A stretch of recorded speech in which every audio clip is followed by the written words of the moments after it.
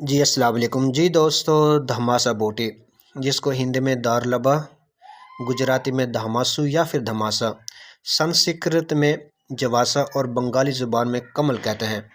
جی دوستو، دھماسا بوٹی کے پتے بہت چھوٹے چھوٹے ہوتے ہیں اور اس کا پھل دانہ ٹائپ ہوتا ہے اور اس کے پھول کانٹوں کے سروں کے اوپر لگتے ہیں۔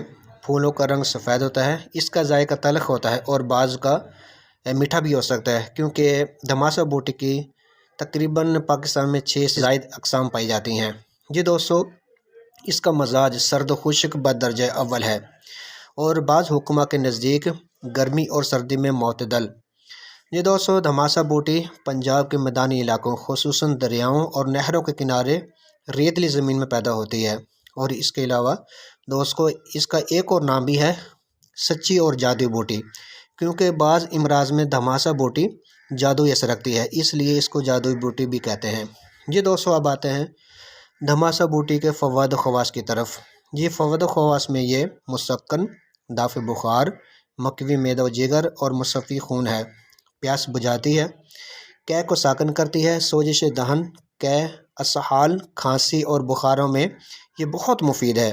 ان تمام امراض میں دھماسا بوٹی اور مویز یعنی کہ منقع کو ہم وزن لے کر اس کا جوشاندہ استعمال کر سکتے ہیں۔ دوستو اس کے علاوہ بالوں کو سیاہ کرنے کے لیے دھماسا بوٹی کے پتوں اور لیموں کے عرق کو لے کر اس میں پیس کر، دھماسا بوٹی کے پتوں کو لیموں کے عرق میں پیس کر بالوں میں لگانے سے بال سیاہ ہو جاتے ہیں۔ اس کے علاوہ دوستو اس بوٹی کا سب سے بڑا کمال یہ ہے کہ یہ خون کو پتلا کرتی ہے اور خون کا گاڑھا پن، فالج اور ہائی بلڈ پریشر جیسے امراض کو دعوت دیتا ہے، تو اس لیے اس بوٹی کا استعمال سے فالج اور ہائی بلڈ پریشر جیسی امراض سے بھی بچا جا سکتا ہے۔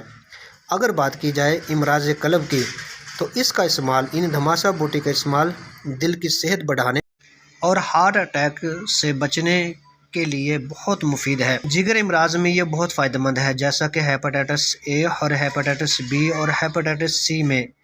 اس کا استعمال، اس کا سفوف، دھماسا بوٹی کا سفوف 3 یا 5 ماشا استعمال کرنے سے جگر کی گرمی اور یرقان وغیرہ کو دور کیا جا سکتا ہے۔ اگر خدا نخواستہ ہو چکا ہے تو اس سے بچا جا سکتا ہے۔ جی دوستو، امراض صدر یعنی سینے کے امراض جیسا کہ بلغمی کھانسی، چیسٹ انفیکشن اور خاص طور پہ دمہ کی بیماری دور کرنے میں اس کا استعمال بہت مفید ہے، اور بعض تحقیق سے ثابت ہوا ہے کہ کینسر جیسے موذی اور لا علاج بیماری کا علاج بھی اس بوٹی میں چھپا ہوا ہے، اور اس کے استعمال سے اس بیماری سے بھی بچا جا سکتا ہے۔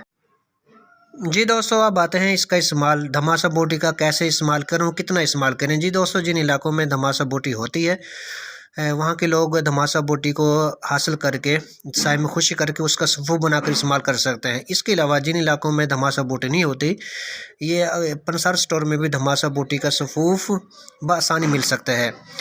اس کے علاوہ دوستو دھماسا بوٹی کا سفوف استعمال کر سکتے ہیں، اس کا جو کہ قہوہ یا پھر جوشاندہ بنا کر بھی استعمال کر سکتے ہیں۔ لیکن دوستو دھماسا بوٹی کو جس حالت میں بھی استعمال کرنا ہے اس کی مقدار 5 ماسے سے زیادہ نہ ہو۔